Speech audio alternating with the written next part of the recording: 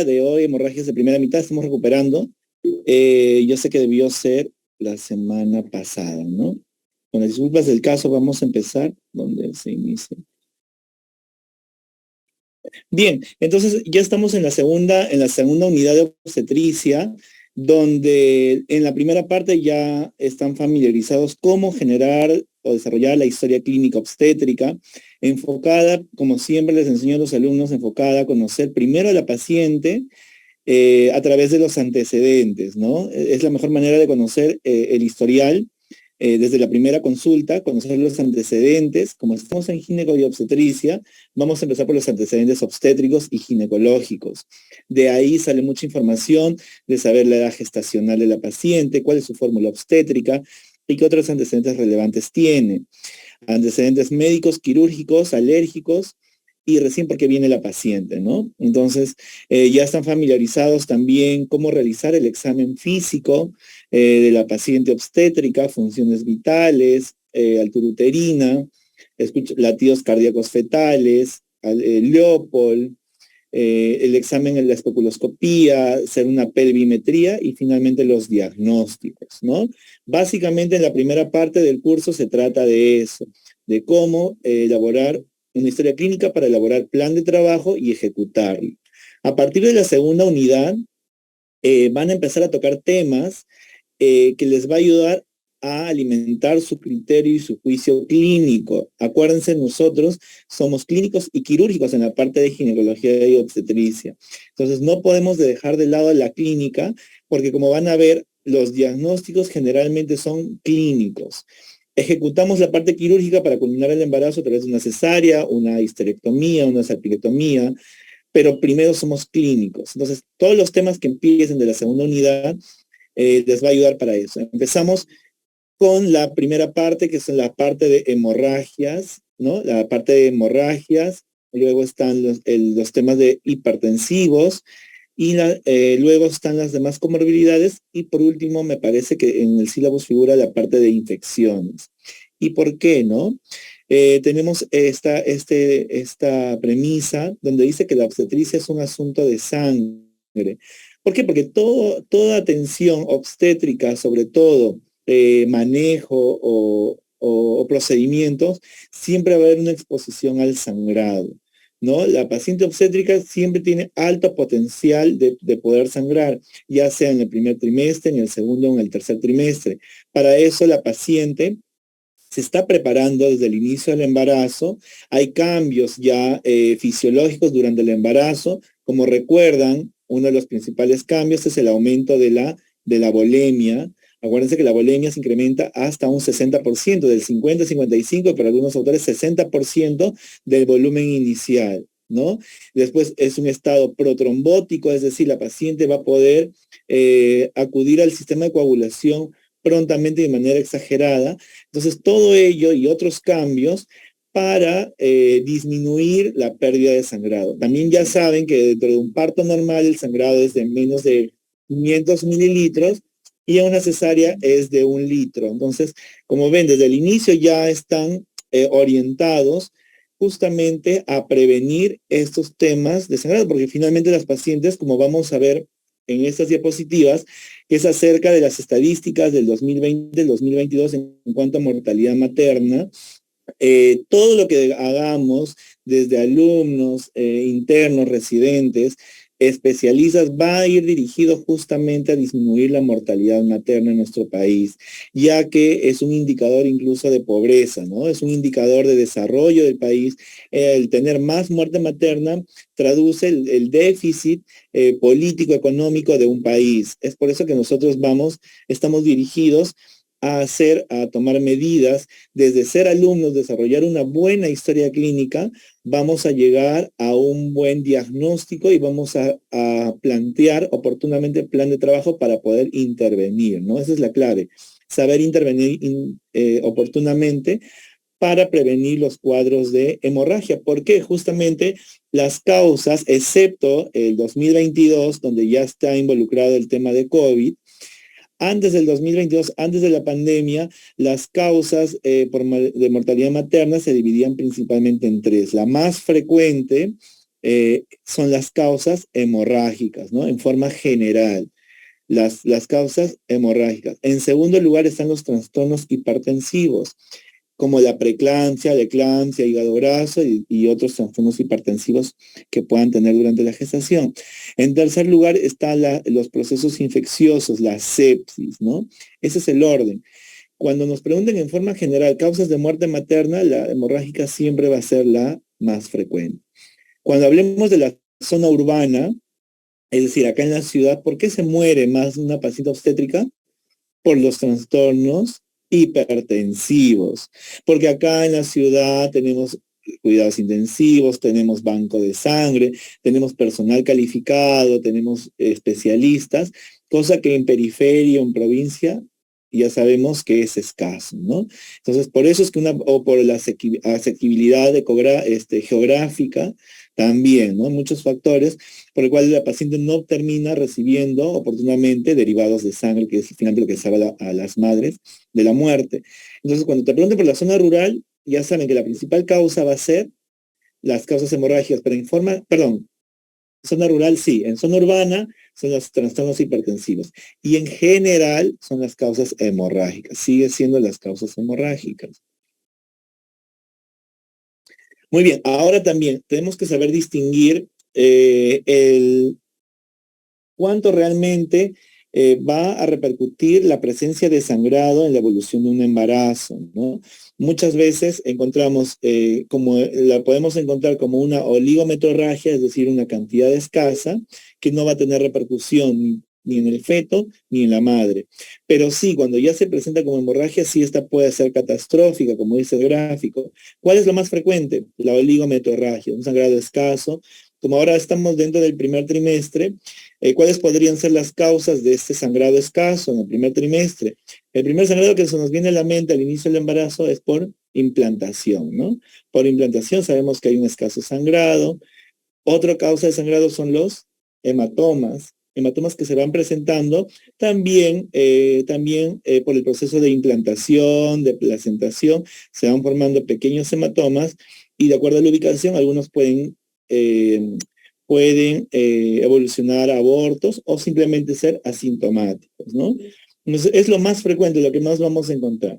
Pero si ya consideramos o encontramos un sangrado considerable y lo catalogamos como una hemorragia, sí, esto sí puede hablarnos ya de un problema y hay que tomar medidas, ¿no? Justamente estas son las causas de la primera mitad. Entonces, veamos que la hemorragia de primer trimestre es como un síndrome.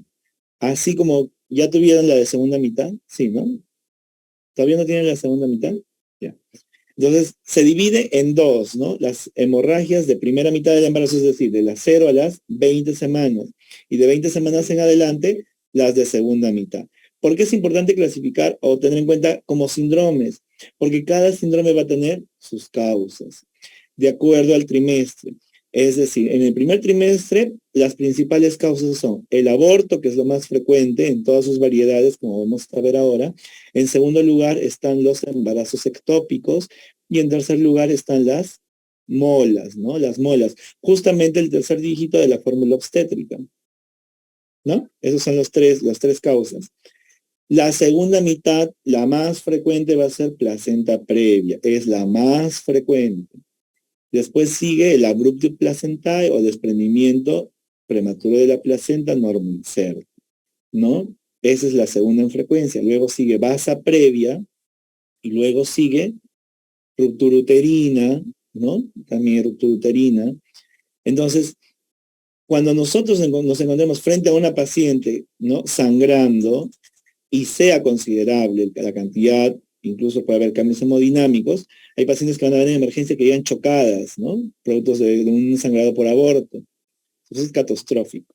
Entonces, si sabemos en qué semana nos encontramos, o en qué mitad, vamos dirigidos a hacer el diagnóstico de las causas. Para eso sirve estas dos teorías, tanto la primera como la segunda mitad. Entonces, la primera mitad, si encontramos una gestante, ¿cuántas semanas tienes? 14 semanas. Estoy dentro de la primera mitad. Automáticamente mi cerebro tiene que empezar con aborto, embarazo ectópico o hemola. No hay más. No hay más. Hablamos de una hemorragia. No estamos hablando de sangrados escasos. y ya sabemos la frecuencia, ¿no? Entonces, ahí vemos, ¿no? Aborto, embarazo ectópico, enfermedad trofoblástica gestacional. Más de 22 semanas, placenta previa, desprendimiento, ruptura uterina. Y hemorragias postparto, la atonía de la cabeza, retención de placentas, laceraciones, hematomas, inversión uterina o el CID, ¿no? Esos son para que vean. Entonces, ¿de qué depende? ¿De qué tienen en común estas tres causas? Tiene que ver mucho la placentación. Igual que en la segunda mitad, la causa, placenta previa y DPP es causa placentaria, ¿no? Bueno, la base previa por ahí tiene que ver con la inserción velamentosa que tienen los vasos al insertarse, ¿no? Eso lo van a ver en la siguiente clase. Pero en la primera mitad tiene que ver igual con la placentación, ¿no? Hablamos de la invasión trofoblástica, se da en dos oleadas, la primera de la 11ª a la 16, la segunda de la 16 a la 20, donde van a generar nuevos vasos, van a haber vasos de alta resistencia, vasos de baja resistencia, van a formarse estos lagos. Entonces, ¿por qué se produce el sangrado? Porque hay este desprendimiento, ¿no? De estos lagos venosos. Entonces, tenemos las tres principales causas. El aborto, como concepto, lo tienen que tener bien claro. Cuando ustedes digan, alumna tal, ¿no? O doctora, ¿qué es el aborto? La definición es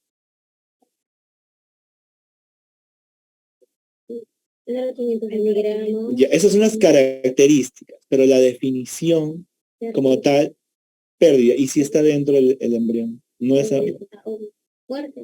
Muerte, y si está con latidos, y el orificio está abierto. Interrupción del embarazo. Ahí está en la definición. Es interrupción del embarazo antes de las 22 semanas. Ese es el concepto, ¿no? La interrupción del embarazo antes de... Si es provocado, espontáneo, inducido, no sé, pero es una interrupción antes de las 22 semanas. El embarazo ectópico, el ectópico quiere decir fuera de, ¿dónde se desarrolla o se implanta normalmente un embrión? Claro, en el endometrio, pero en la cavidad uterina, ¿en qué zona? La más frecuente, ¿eh? 90% de frecuencia. Pregunta de examen. A nivel del fondo uterino. ¿Cara anterior o cara posterior? Cara posterior es la ubicación más frecuente de implantación. Más del 90% de nosotros nos hemos implantado en el fondo uterino, en la cara posterior de nuestras mamás. Pero ¿qué pasa en el embarazo ectópico? Se va a implantar en otra ubicación que no sea la cavidad uterina. En la trompa. El 97% de casos va a ser en la trompa. Y de la trompa tiene secciones. Ahora vamos a ver cuál es la sección que es más frecuente, ¿no? Entonces, la anidación y el desarrollo del huevo se va a desarrollar fuera de la cavidad uterina. Eso es un embarazo ectópico, ¿no? Y se puede desarrollar, sí, porque el trofoblasto va a invadir, se adhiere con el citotrofoblasto y el sincitotrofoblasto va a invadir y va a buscar vasos para que empiece a nutrirse el huevo, ¿no? Y la enfermedad trofoblástica gestacional es un trastorno de la placenta, es una degeneración hidrópica de la placenta, es decir, las vesículas coriales se van a hinchar, ¿no? Se hinchan de agua. Porque hay una degeneración hidrópica de las vellosidades coriales, evitando que se forme el embrión. Y si se forma el embrión, vamos a ver que hay un tipo de mola que sí se va a desarrollar el embrión con una característica, que es un triploide, ¿no? Es un triploide, tiene triple carga cromosómica, ¿no? Que es incompatible con la vida. La vamos a ver más adelante. Entonces, ¿cuáles son nuestras herramientas diagnósticas? La primera va a ser la hormona, la gonadotrofina coriónica humana. Hay que tener presente que esta hormona es muy similar a otras hormonas, como son la TSH, la LH, la FSH, ¿no? Entonces van a compartir, tiene dos cadenas, la alfa y la beta, van a compartir la alfa, no la alfa. La beta es propia de cada una, por eso cuando las chicas van a tomarse una prueba de embarazo, le piden subunidad beta HCG, porque si le tomo la alfa me va a salir cualquier cosa. Entonces, ese es propio del embarazo. Es detectable a partir del octavo día de la implantación, ¿no? El octavo día de la implantación ya empieza a hacerse positiva. Tener presente que para ver un saco gestacional vía ecográfica, por lo menos debe haber una cantidad de 1500 de beta para nosotros tomar una ecografía y ver un saco. Eso lo vemos, como estamos en primera mitad, justamente lo vemos en pacientes que tienen retraso de semanas, ¿no? Si una paciente tiene un retraso de una semana, ¿cuántas semanas podría tener el bebé? No. No. 5.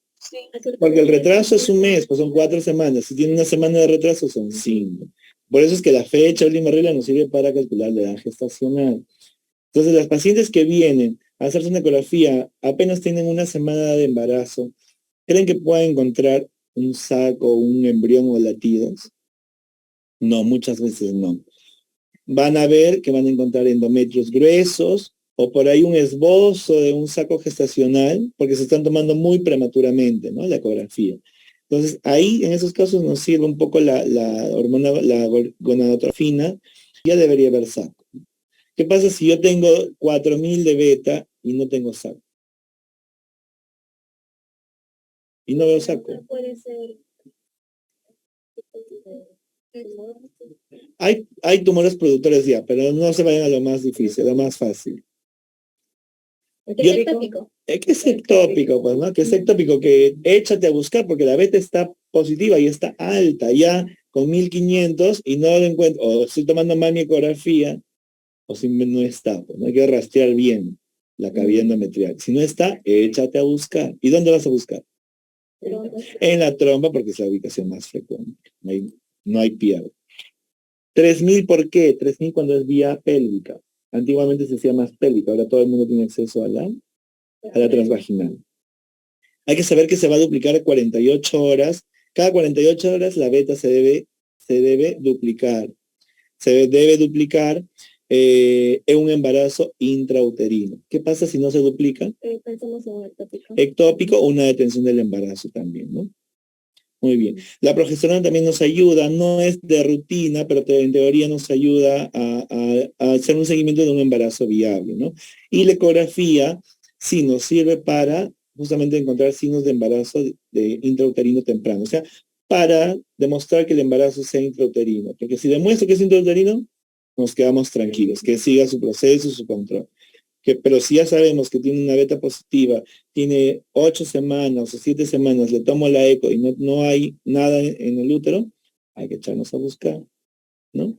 Para eso nos sirve la ecografía de primer trimestre y justamente de las primeras semanas, para determinar que el embarazo sea intrauterino. 2, viabilidad. Viabilidad quiere decir que la presencia de un embrión con latidos.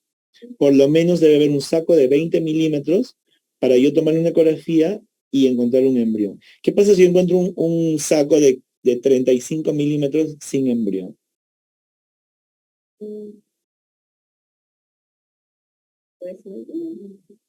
Anembrionado. Es una gestación anembrionada.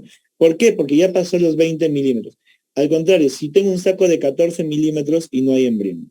Puede ser que aparezca. Exacto. Le doy chance una semana más porque el saco crece 1.2 milímetros por día. Y el embrión crece 1 milímetro por día. ¿Qué pasa si tengo un embrión de 5 milímetros y no tiene latido? Un embrión de 5 milímetros y no tiene latidos. Igual, puedo esperar hasta 7 milímetros o 7 semanas, ¿no? Esos son puntos claves para ver viabilidad embrionaria. Entonces, si yo tengo un embrión de 8 milímetros y no tiene latidos, detención también, ¿no? Detención también. Que si tiene 5.5, espero una semanita más. Y puedo ir correlacionando con mi beta. Esos temas o este tipo de manejo se ve mucho en pacientes por reproducción humana, porque les hacen seguimiento desde el día de la implantación, entonces es mucho más acucioso el seguimiento, ¿no? En general, no tenemos tanto acceso a estas pacientes, porque estas pacientes que sospechan de embarazo van a consultorios particulares, desconocidos, llegan al hospital cuando ya están avanzados, ¿no? Pero por ahí no falta la vecina, la prima, la hermana, ustedes mismas, que digan, ay, me pasó esto, entonces me tomé una ecografía, no veo el embrión, entonces ya saben cómo es la evolución en las primeras semanas, ¿no? Un poquito para repasar de lo que ustedes ya han visto, han tenido que ver. Entonces, eso es bien, si ven en su celular, ¿no? Ya. Eso es más o menos la evolución, como uno va viendo, ¿no? Tomas la ecografía, donde dice semana 4, vemos un endometrio grueso, ¿no? Un endometrio normalmente, ¿cuánto debe medir ecográficamente? No, no, un endometrio no gestacional, o una de ustedes, va a depender del ciclo, de la fase. Si están en la primera fase, puede llegar a medir 8 milímetros. Si están en la segunda, puede llegar hasta 16. Acá, si medimos, va a tener más o menos 20, 22. Es el primer signo de embarazo, ¿no? Que uno va a ver ecográficamente. 20, más de 20, ya sospechas. Y ves, y podemos ver, vamos a poner el lazo, puntero lazo, acá. Este es el endometrio, ¿no? Vía ecográfica, esta parte más hiperecogénica. El útero tiene forma de pera, ¿no? Y el corazón de la pera, yo siempre les digo, el corazón de la pera es el endometrio. Esa medición ya nos habla de que algo está pasando con el endometrio. Y acá ven una imagen anecogénica, ¿no? Pequeña. Podría ser un saco, sí, podría ser una burbuja de aire, podría ser un coágulo de sangre, etcétera. ¿Cómo me doy cuenta que es un embarazo? Cuando tiene la reacción coriodecidual como en la segunda, ¿no? Ya la siguiente semana el saco creció, apareció la vesícula vitelina y la reacción coriodecidual alrededor del saco es mucho mayor, es más hiperecogénica, ¿no? Dentro del útero. En la sexta semana ya aparece un embrión con su vesícula vitelina y la reacción coriodecidual es ya más notoria, ¿no? Entonces ahí uno muy mide el embrión, escucha latidos y todo lo que dijimos, ¿no? Entonces, ¿qué pasa cuando hay una interrupción, ¿no? O sea, hablamos de aborto, según la OMS, viene a ser la interrupción del embarazo cuando el feto todavía no es viable fuera del útero. Se considera no viable para la vida extrauterina un feto que pesa menos de 500 gramos, es lo que decía su compañera, ¿no? Acá hablamos ya de las características. Es una interrupción del embarazo, pero doctor, ¿y qué pasa si el bebé tiene 2 kilos, tiene 28 semanas? ¿Es aborto? No, es un aborto. Entonces, hablamos de aborto cuando es interrupción del embarazo, pero tiene que tener características. Un peso menos de 500 gramos o una edad gestacional menos de 22 semanas. Y hay otro dato que les doy, que les va a servir mucho en su serum, porque en el serum ustedes van a tener que ir y constatar si es un aborto, si es un óbito, y no van a tener balanza, no van a tener nada. No, y por último, la paciente ni va a saber su fecha de una regla, menos va a tener una ecografía. Entonces les doy este dato, que debe medir menos de 25 centímetros de la longitud coronotalón. Al menos tendrá una regla, una wincha, algo. Entonces, esa es otra de las características que normalmente no lo mencionan en los textos, pero sí, ¿no? Es menos de 20 de la corona al talón, porque no se confundan, hay otras longitudes, corono rabadilla o corono nalga, es distinto. Este es corono talón, menos de 25 centímetros, considerado aborto. ¿Por qué me sirve eso en el serum? Porque si es aborto, no amerita un certificado de defunción. Puede ir a patología, lo que quiera. Ya deja de ser un aborto, sí hay que emitir un certificado de defunción. ¿Ya? Ahora, hay diferentes formas de clasificar a los abortos, ¿no? Es importante que sepan los conceptos para poder aplicar, porque finalmente el manejo va a ser siempre parecido. La evacuación completa de los restos placentarios, embrionarios, ovulares. Hay que evacuar hay que evacuar la cavidad uterina, ¿no? Entonces hay diferentes clasificaciones, básicamente se clasifican espontáneo, inducido, como su propio nombre lo dice, inducidos porque ha habido una intervención externa que obliga a que la paciente aborte, ¿no? Y el espontáneo, que es básicamente lo que nos importa en esos momentos a nosotros, porque vamos a entender por qué se produce esto. De ahí salen los diferentes tipos, ¿no? Amenaza de aborto, aborto inevitable, inminente, incompleto, completo, retenido, etc. ¿No? Entonces vamos a repasar vamos a repasar básicamente los conceptos. ¿Qué es un aborto espontáneo? Cuando el proceso reproductivo se presenta de manera ineficiente, ¿no? Se ha llegado a calcular que el 65% de los embarazos humanos terminan en una pérdida subclínica. ¿Qué quiere decir? Que muchas veces pasan por periodos menstruales, ¿no? Un periodo menstrual, un retraso de unos días, sangrado, se tranquilizó, se evacuó por completo y nadie se dio cuenta, ¿no? Eso pasa en el 65%, eso es alto, ¿no? Es alto. La incidencia del aborto clínico en la población general es de 15%. ¿Cuáles son las causas? Las causas son genéticas, hay factores anatómicos, endocrinológicos, hematológicos, inmunológicos, infecciones u otros. Generalmente, el principal factor o el más frecuente va a ser el genético. Lo van a encontrar en preguntas de examen o preguntas de banco como causas ovulares, es decir, el problema está en el huevo. La causa más frecuente son las cromosomopatías. De las cromosomopatías, lo más frecuente son las trisomías. De las trisomías, ¿cuáles son las causas más frecuentes de aborto? No. No. Ni 13, no. Son las que más conocemos nosotros, ¿no? La 16 y la 22 son las trisomías más frecuentes. En general, puede haber trisomías de cualquier par cromosómico. El 1 se dice que incluso es fisiológico dentro del estadio de mórula. A partir del 2 en adelante, si presentan una trisomía, puede ser causa de aborto espontáneo. Pero el más frecuente cuando se hace estudios de patología en estos embriones, está determinado que es el 16-22, le sigue el 18, el 21, 18 y 13. ¿No? Pero el más frecuente es el 16.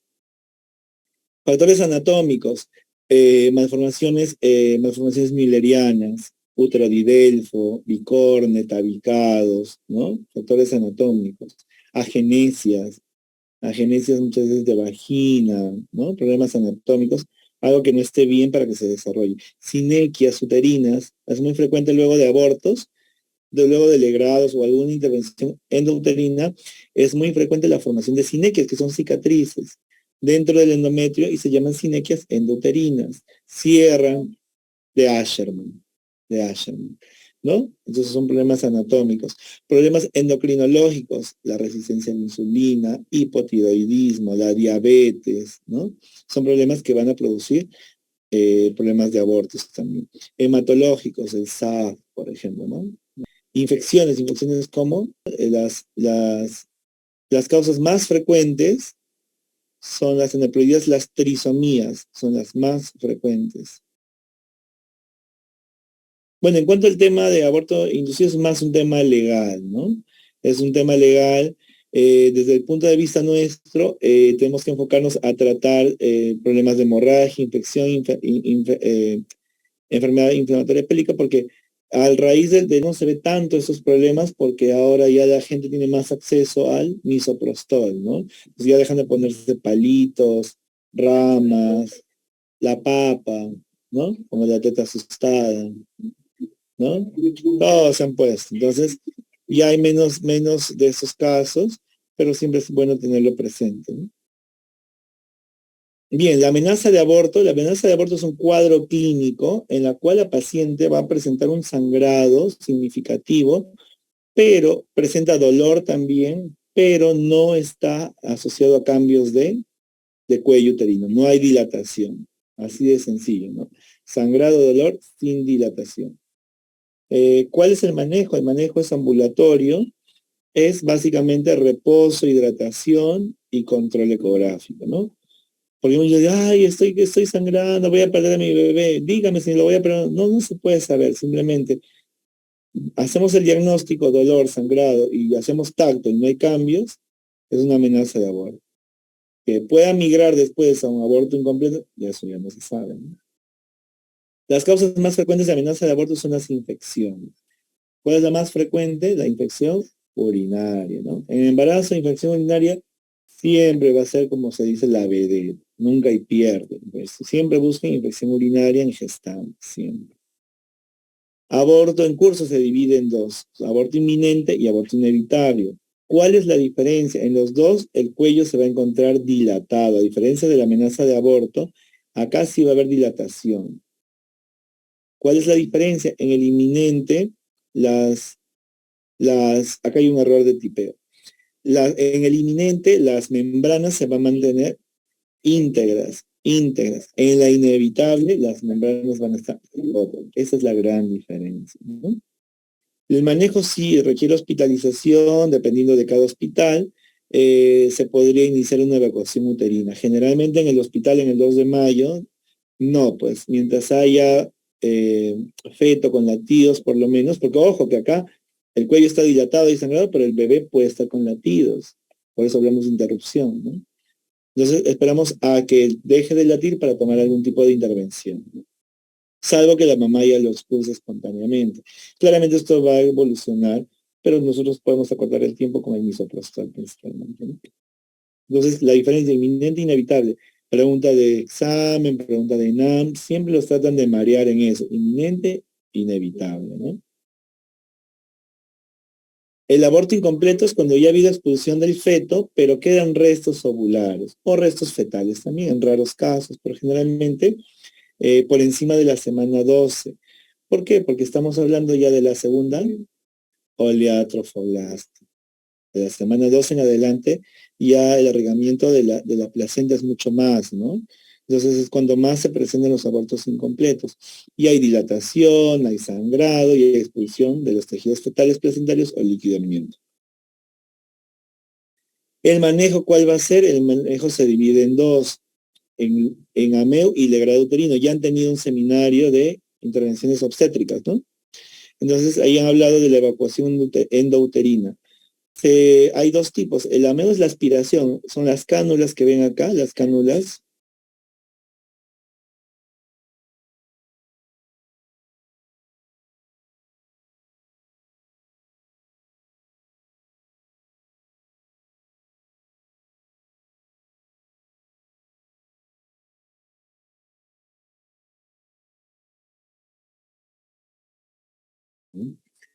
Bien, continuamos. Estábamos hablando del manejo del aborto incompleto. Tenemos dos opciones, el ameo y el legrado uterino. Ambos son para evacuar el contenido. El AMEU, bueno, en realidad son siglas, deberían ser en mayúscula. Es aspiración manual endouterina. Se utiliza las cánulas de calma y la jeringa al vacío, ¿no? Esa es una válvula. Sí. Esta parte blanca es una válvula que va a generar una presión negativa. Se conecta a las cánulas y por aspiración va a retirar todo el contenido endouterino. En cambio, un legrado uterino, si es bajo sedación, y se utiliza estas cucharas especiales fenestradas llamadas legras, ¿no? Por eso es que se llama legrado. ¿Cómo elegir entre uno y el otro? Es fácil. Las semanas son 12 semanas, 12 centímetros y que la paciente esté hemodinámicamente estable. Si es menos de eso, va para MEO. Si es más si tiene 13 semanas, el útero mide 14 centímetros, la paciente está chocada, va para legrado uterino en sala de operación. ¿Por qué 12 semanas, 12 centímetros? Lo más fácil, 12 centímetros porque las cánulas todas miden igual, todas miden 12 centímetros. Pero lo que cambia es el grosor, ¿no? Cambia el grosor. Entonces, si el útero mide más de 12, 13, va a quedar insuficiente. ¿Y por qué menos de 12 semanas? Por justamente el tema de la invasión trofolástica, ¿no? 12 para arriba es mucho más y hasta más implantada, ¿no? Va a quedar insuficiente también. Y hemodinámicamente estable tiene que estar la paciente, ¿por qué? Porque es un procedimiento ambulatorio, ¿no? Con anestesia paracervical a nivel de los ganglios de Franklin-Hauser, ganglios de Franklin-Buschke, que inerva. ¿No? Ahí va, en radio 5 y radio 7 va la anestesia. Entonces, menos de 12 semanas, menos de 12 centímetros, hemodinámicamente estable, AMEU. Después de eso, todas van para legrado, ¿no? Legrado. El misoprostol se va a utilizar de acuerdo a lo que querramos hacer. Se puede aperturar para tratar, claro, se puede tratar para tratar un aborto retenido o también para terminar de evacuar el contenido, ¿no? ¿En quiénes se utiliza? Generalmente en pacientes que tienen menos de 13 milímetros de endometrio heterogéneo, ¿no? Se puede utilizar el misoprostol.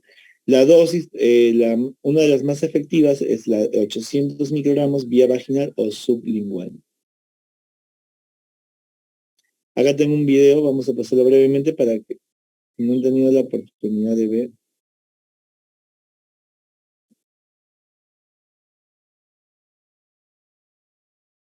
No se puede. Este video ofrece información sobre el aspirante. de IPAS, de biopsias de endometrio y evacuación endouterina. Esa es la jeringa. Se realiza con una de cánula 60. Easy Grip, que se conecta a un aspirador cargado manualmente, con una presión negativa de vacío. Esta fuente tiene un diseño similar a una jeringa. Es portátil. Puede poner acá. En los puntitos. Y no tiene. Pueden llevar a cabo como periodo menstrual. Cuenta las habilidades. Una fuente de luz, pero si el útero está en retroversión, identifica el labio posterior del cérvix. Inyecta 2 mililitros de lidocaína al 1% a las 6, en el sitio donde vas a colocar la pinza de POSI para sujetar el cérvix. Recuerda aspirar siempre antes de inyectar la lidocaína. Es lo que vemos en el hospital, ¿no? Les inyectan lidocaína al 1%, haga mitad de lidocaína y mitad de Coloca la pinza de POSI en el labio posterior y ejerce tracción para rectificar el útero. Bloqueo paracervical. Ejerce tracción suave para exponer el tejido en el punto de transición entre la mucosa vaginal y el cérvix. Aspira antes de inyectar lentamente los restantes 18 mililitros en cantidades iguales en la unión cérvico-vaginal, a una profundidad de 1.5 a 3 centímetros, a las 2, 4, 8 y 10 en punto, usando el reloj como referencia. Nunca inyectes a las 3 y a las 9. Si estás usando lidocaína al 2%, ¿qué arteria? Las uterinas, ¿no? serán 8 mililitros repartidos. Posiciona la cánula en el orificio cervical externo. Ejerce una tracción suave del cérvix y al mismo tiempo, introduce la cánula delicadamente a través del orificio cervical interno. Aplica movimientos de rotación a medida que ejerces una presión suave. Introduce la cánula lentamente hasta que toque el fondo del útero. Y después, retírala aproximadamente 1 centímetro. No insertes la cánula de manera forzada para evitar dañar el cérvix o el útero. Sujeta la pinza de POSI y el extremo de la cánula con una mano. Con la otra mano, conecta la cánula al aspirador cargado de vacío. Verifica la alineación de los orificios, las alitas, las marcas, las válvulas y el émbolo. Oprime los botones para liberar el vacío. Aspira el contenido uterino, girando la cánula 180 grados en ambas direcciones. Usa un movimiento hacia adentro y hacia afuera, pero nunca retires la abertura de la cánula más allá del orificio cervical. Sabrás que el proceso de evacuación se completó cuando observes una espuma rosada sin tejido entrando en la cánula. Percibas una sensación de aspereza. Sientas que las paredes del útero se contraen alrededor de la cánula, o cuando la mujer refiera más molestia y cólicos más enérgicos. Usa siempre una técnica quirúrgica suave. Ofrece apoyo reconfortante de una manera positiva y respetuosa. Monitorea el estado de la paciente durante todo el procedimiento. Retira el aspirador. Vacía el contenido del aspirador en el recipiente. Enjuaga el material aspirado y pásalo por un colador para identificar los restos ovulares. Inspecciona el material e identifica saco gestacional, vellosidades coriales y restos fetales, para confirmar que el procedimiento haya sido completo y para descartar una implantación ectópica. Recuerda analizar el material de acuerdo a la edad gestacional. Sí, porque muchas veces, después de un procedimiento de AMEU, cuando uno ve los restos, no queda claro que sean restos ovulares y podría tratarse de un embarazo ectópico, pero estás haciendo un AMEU, ¿no? Y el problema está afuera, ¿no? Muy bien. Entonces, continuamos. El aborto completo es cuando se expulsa, como su nombre lo dice, ¿no? Por completo, no queda ningún resto y como pueden ver, todo es vía ecográfica, ¿no? Acá vemos un endometrio acá vemos un endometrio heterogéneo, pero ya corto, ¿no? Ya pequeño. Entonces decimos un aborto completo, menos de 8 milímetros. El manejo es ambulatorio y se requiere solicitar una ecografía ya de control. Un aborto retenido es aquel donde ya ha habido detención del embrión, ya no hay latidos, pero no hay apertura, no hay dilatación cervical. Ese es un aborto retenido. El manejo es hospitalario para la evacuación. El otro concepto es el aborto séptico. El aborto séptico es cuando hay una infección del útero y los anexos que se presenta después de un aborto espontáneo, ya sea terapéutico o inducido. El origen es polimicrobiano porque está mezclado todos los gérmenes por ascenso desde la cavidad vaginal, ¿no? Encontramos streptococos, anaerobios, gram positivos, clostridium, ¿no? Es polimicrobiano, incluso Proteus, E. coli, Klebsiella. El diagnóstico es sindromático, es decir, según la respuesta inflamatoria de la paciente, ¿no? Se recurre a los criterios de SIRS, de sepsis, tal cual una paciente no gestante. También puede incluso evolucionar a un síndrome de disfunción orgánica múltiple, donde puede haber falla respiratoria, cardiovascular, renal, hepática, cerebral y de coagulación. Entonces, al ser sindrómico hay que tratarlo, ¿no? Hay que reponer cristaloides, vigilancia hemodinámica, mantener una diuresis, apoyo ventilatorio si el PAFI va a menos de 17, y siempre hacer interconsulta a la unidad de cuidados intensivos, ¿no? De acuerdo a la gravedad de la sepsis. Podemos utilizar antibióticos. Lo que más se utiliza es la clindamicina con algún aminoglucósido, como la gentamicina o la amicacina. Es como que el más frecuente. ¿Qué pasó?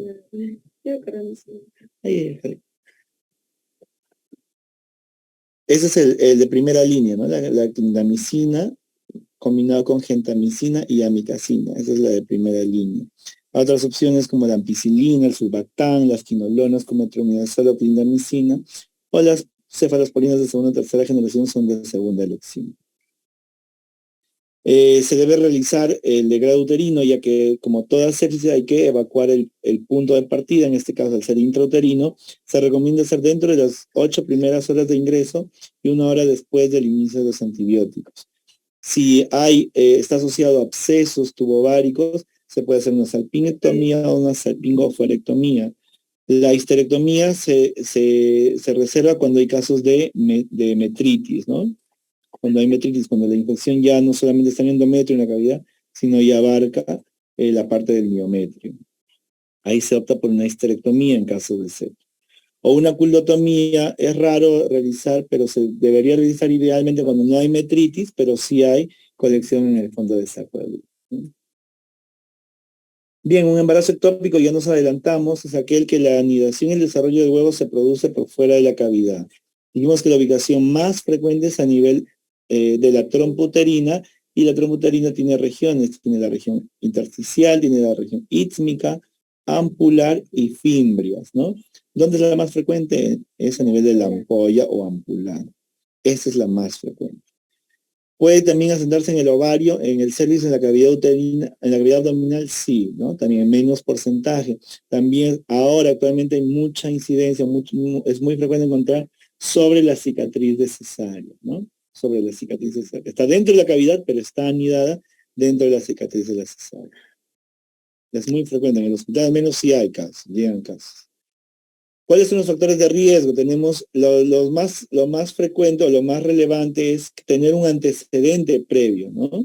Tiene mayor repercusión. Y cuanto más gestaciones ectópicas, mayor riesgo, ¿no? Es el factor de riesgo principal, tener el antecedente.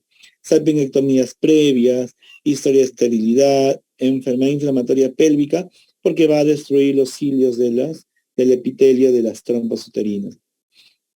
El uso de dispositivos intrauterinos, el fumar, la nicotina va a disminuir la cantidad de estrógenos en el cuerpo, la edad materna, cirugía abdominal previa, abortos previos, historia de 3 abortos más espontáneos, técnicas de reproducción asistida es muy frecuente.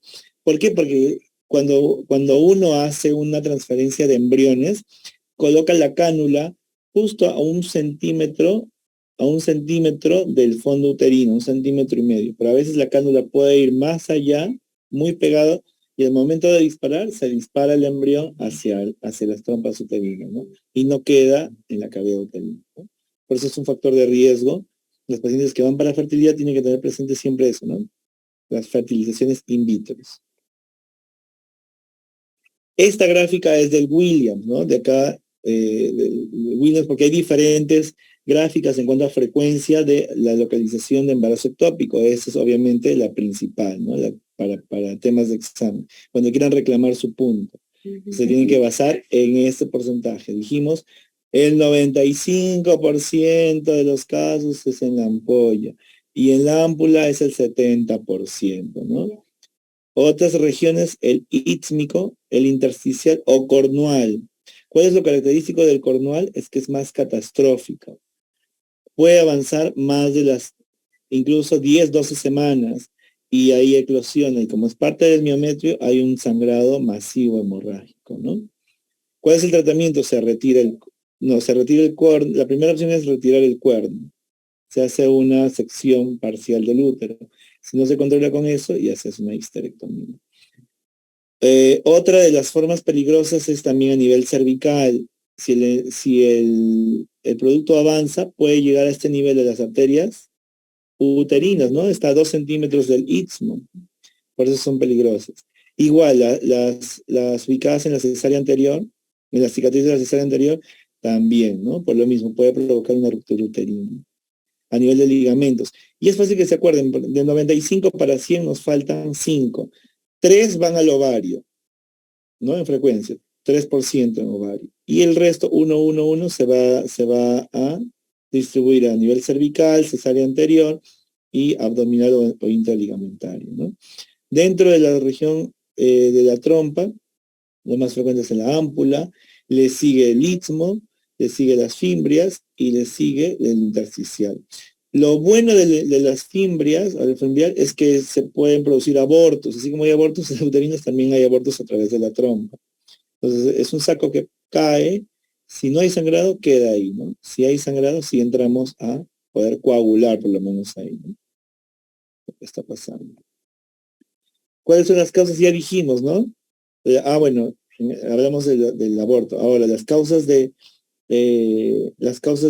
los embarazos ectópicos no más que causas, están relacionadas con los factores de riesgo que ya mencionamos, ¿no? Factores ovulares, factores tubáricos y factores extratubáricos como tumores genitales, infecciones abdominales y cirugías previas. El diagnóstico se va a basar en la clínica. Siempre tenemos que saber fecha de última regla, puede haber dolor y sangrado. Esa es una triada clásica, ¿no? Amenorrea, dolor y sangrado en una mujer en edad fértil, embarazo ectópico hasta no demostrar lo contrario. Los abortos a veces no duelen, ¿no? Pero un ectópico sí duele. A nivel ecográfico nos ayuda, el hallazgo más común son las imágenes heterogéneas que se van a movilizar al costado del ovario. En una ecografía las trompas no son visibles, salvo que sea un hidrosalping. Pero si no hay hidrosalping no son visibles, pero al costado encontramos una masa heterogénea, puede ser correspondiente a un embarazo ectópico. Más si está al costado del ovario. Y por más que esté al costado del ovario, como la imagen de acá está el ovario. En esta imagen pueden ver el ovario, y al costado del ovario hay una masa. Cuando uno hace una presión, se van a dar cuenta que las masas se mueven por separado, ¿no? Porque si no se moviesen por separado, pensaría yo que sería un ectópico ovárico. Pero acuérdense que es rarísimo, cuando menos del 3%. Es más frecuente que sea de trompa uterina. Entonces, ese es el signo de la gota, y también ven, el Doppler nos ayuda a ver. Esta imagen se llama en anillo de fuego. Cuando hay un Doppler alrededor de la masa, es el anillo de fuego, ¿no? Cuando escucha anillo de fuego, es sinónimo de embarazo ectópico vía ecográfica. Diagnóstico diferencial de anillo de fuego es el cuerpo lúteo hemorrágico. El cuerpo lúteo hemorrágico también puede dar anillo de fuego, ¿no? Que es básicamente el Doppler alrededor de una masa. El otro signo que también se puede encontrar cuando ya la edad gestacional es un poco avanzada es el signo de la dona, ¿no? Como pueden ver, es una imagen, se ve el saco como una imagen anecogénica, y la reacción residual se puede ver alrededor del saco, y acá está el ovario, ¿no? Son masas al costado del ovario, pero al movilizar se mueven por separado, ¿no? El endometrio no tiene ninguna forma o una imagen específica, ni tampoco un grosor determinado, pero sí es un endometrio delgado para un embarazo inicial, ¿no? Que debería estar por 20, 23, y también es homogéneo, ¿no? La presencia de líquido libre en fondo del saco ya nos habla de un hemoperitoneo, probablemente un embarazo ectópico complicado que ya rompió, ¿no? ¿Qué pasa si encuentro un saco gestacional intrauterino? Eso no me va a excluir de un embarazo ectópico. Puede haber simultáneamente un embarazo ectópico con un embarazo heterotópico, ¿no? Heterotópico, un embarazo heterotópico. Generalmente se da en ¿dónde? En pacientes por fertilizaciones in vitro, porque ahí se trasladan o se transfieren dos embriones, generalmente dos, antes se transferían más, ahora es dos. Uno se fue a la trompa y el otro se quedó intrauterino. Entonces, ambos se desarrollan y hay un embarazo sincrónico o un embarazo heterotópico, ¿no? Heterotópico. La diferencia clínica, uno complicado, básicamente es el sangrado, es lo mismo. El tema es la estabilidad hemodinámica, ¿no? Un embarazo no complicado es sinónimo de un embarazo ectópico con una paciente hemodinámicamente estable. Y complicado con una paciente hemodinámicamente inestable. Entonces, uno complicado es una paciente con alteraciones menstruales, ¿no? Con amenorrea, hay metorragia escasa, hay dolor localizado, puede haber lipotimia, vértigo o molestias urinarias, ¿no? No complicado. Un embarazo complicado sí puede llegar hasta el shock hipovolémico y cursar con abdomen agudo, ¿no? El embarazo ectópico complicado es sinónimo de ingresar a sala de operaciones, ¿no? Para el manejo del embarazo ectópico hay tres formas. Puede ser conducta expectante, puede ser tratamiento médico o tratamiento quirúrgico. La conducta expectante es simplemente ver, vigilar cómo va la paciente. Generalmente se va a monitorizar con la beta-HCG hasta que se negativice o se ponga debajo de 20. ¿En quiénes podemos ofrecer esta conducta expectante? Es decir, solamente observar y no hacer nada en pacientes asintomáticas con buen estado general. Es decir, llega a la emergencia por un dolor abdominal. Le hago la ecografía y le encuentro el signo de la dona. Pero no es sangrado, no hay un dolor intenso, no es quirúrgico. Entonces, y buen estado general, podríamos pensar en la conducta expectante. ¿Qué nos faltaría? Nos faltaría la beta-HCG. Si está menos de 1000, conducta expectante. Conducta expectante, ¿no? Así de simple. Ambos se mueven, independiente del ovario de la masa. La masa tiene forma de dona o simplemente una masa heterogénea. Entonces, menos de 1000 para darle conducta expectante, ¿no? Y bueno, que no haya líquido libre en el fondo del saco de peluca. El siguiente tratamiento es el tratamiento médico sistémico. Se utiliza el metrotexate, es un antagonista del ácido folínico que interviene en la síntesis del ADN, ¿no? Por lo tanto, va a inhibir la proliferación del tejido trofoblástico. Acá hay una particularidad. Se debe iniciar el tratamiento una vez confirmado el diagnóstico, y ahora vamos a ver las indicaciones, pero se debe valorar la efectividad comparando controles de beta-HCG. La efectividad del tratamiento médico se hace con beta-HCG, no se hace con seguimiento ecográfico, se hace con beta-HCG.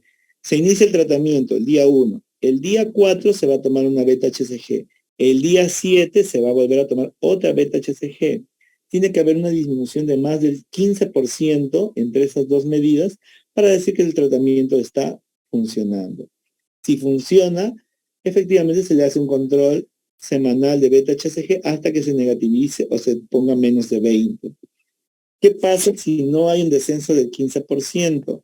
Le puedo añadir una dosis más, ¿no? Una dosis más, 4 días después, igualito, al día 7, al día 11 se comparan las mediciones y debe haber una disminución de más del 15%.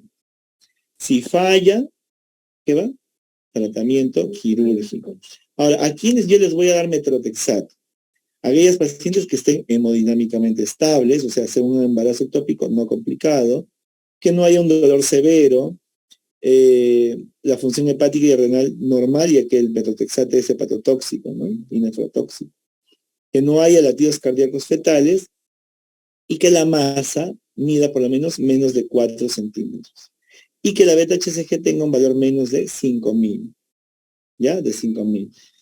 Entonces, eso, si la paciente cumple, le inicio metrotexate. ¿Cuál es la dosis? No le he puesto. La dosis es de 50 50 miligramos por metro cuadrado, ya es por superficie corporal. Atentas en el examen, puede venir por las unidades, ¿no? Es por superficie corporal. Más o menos sale 1.5 por kilo de metro cuadrado, ¿no?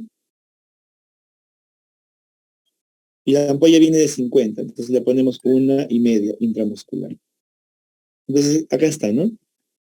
¿Y por qué no hay que dar AINES? Porque potencia el efecto nefrotóxico y hepatotóxico del metrotexate. Por eso no se da AINES en estas pacientes. Cuando dicen hay mucho dolor, no le podemos dar AINES.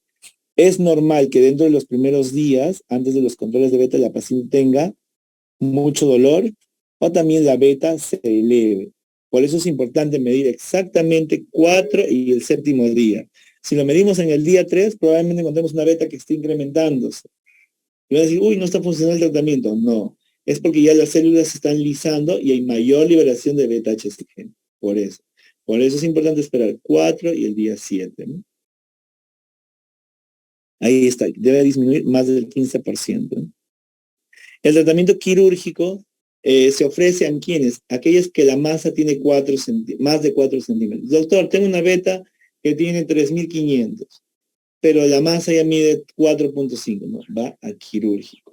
Más de 4 centímetros, una beta superior a 5.000, frecuencias cardíacas positivas, o sea que el bebé esté vivo, presencia de hemoperitoneo. El hemoperitoneo es sinónimo de embarazo ectópico complicado, es sinónimo.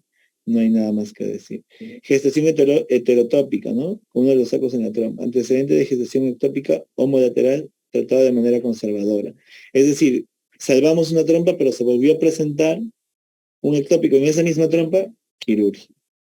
Dificultad de seguimiento posterior a la paciente. Contraindicación de metrotexates, hepatopatías, nefropatías.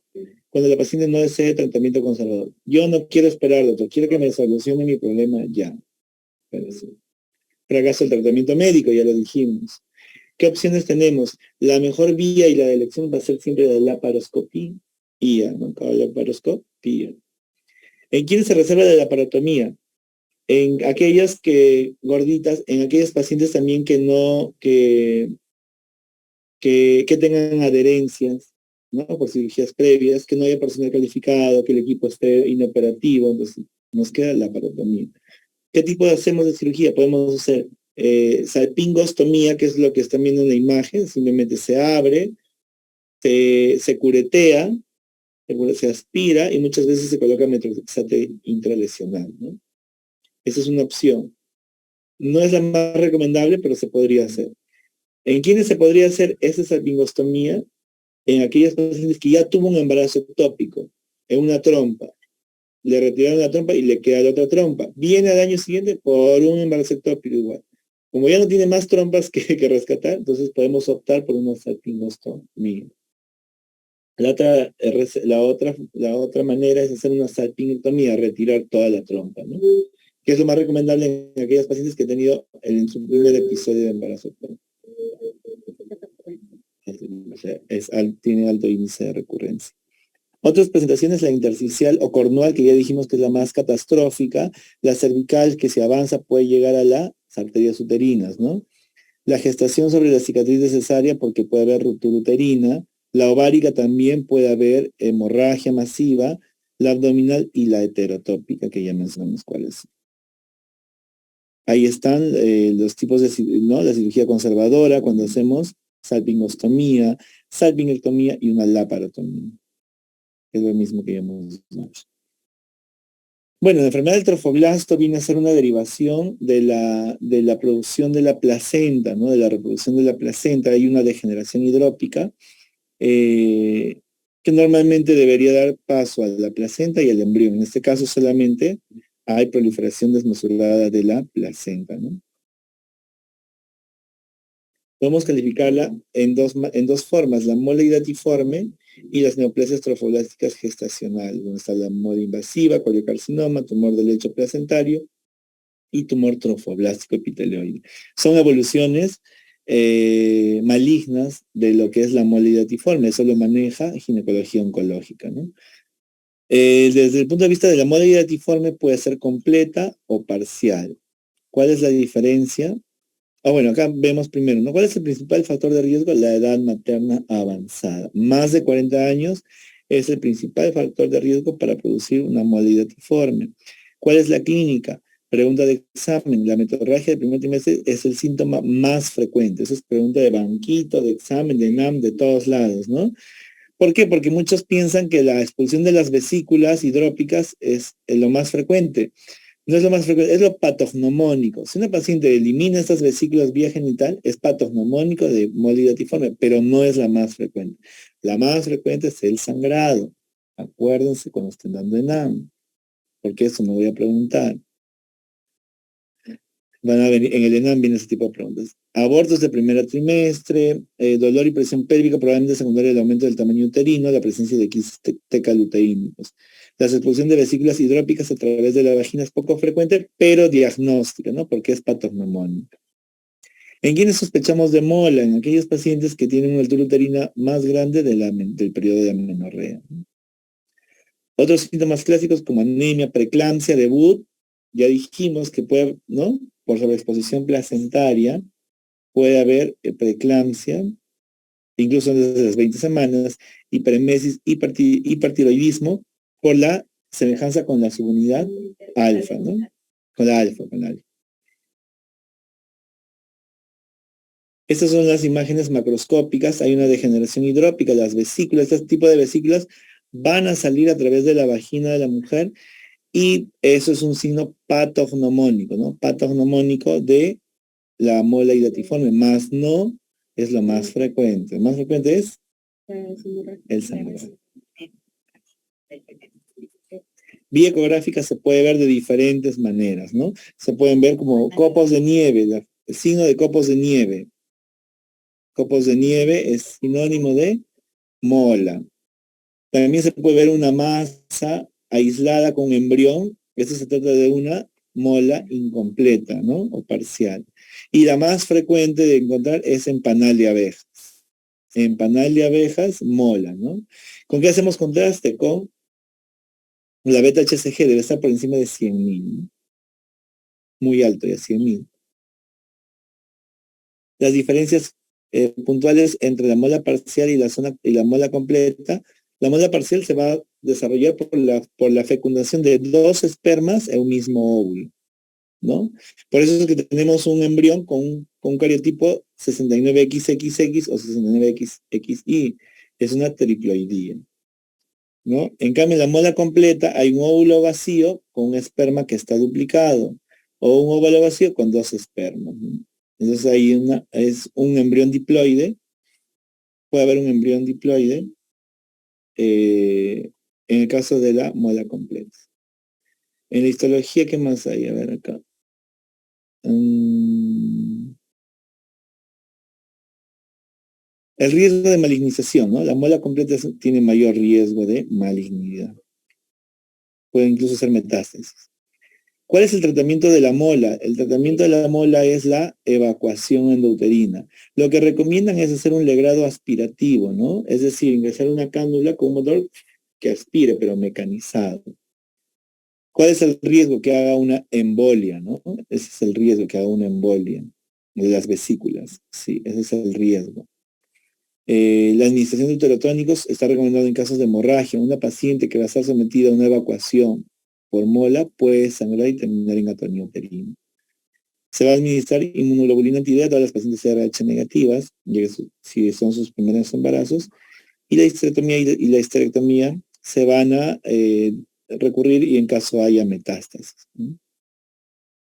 El seguimiento se va a hacer a través de la beta HCG a las 24-48 horas post evacuación se debe hacer y luego se hace una determinación semanal hasta conseguir 3 determinaciones consecutivamente negativas, es decir, menos de 5 miliunidades, ¿no?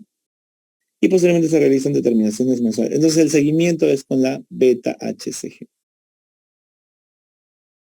Ante la sospecha de la persistencia de la enfermedad uterina, no es indicado ni hacer rebiopsias ni evacuación, no volver a intervenir a la paciente, porque podemos desencadenar una hemorragia uterina muy grave y también podemos provocar lo que les dije, ¿no? La embolia.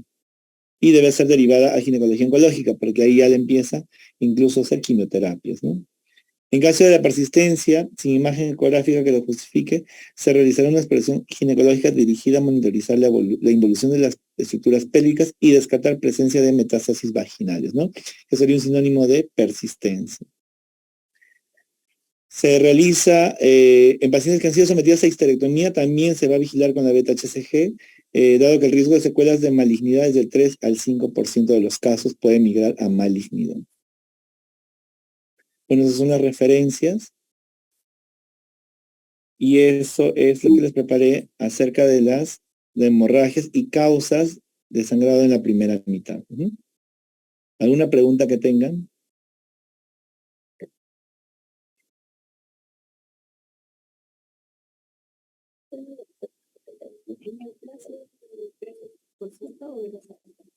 El grado de malignización, o sea, el porcentaje de malignización es del 3 al 5%, que se convierte en maligno.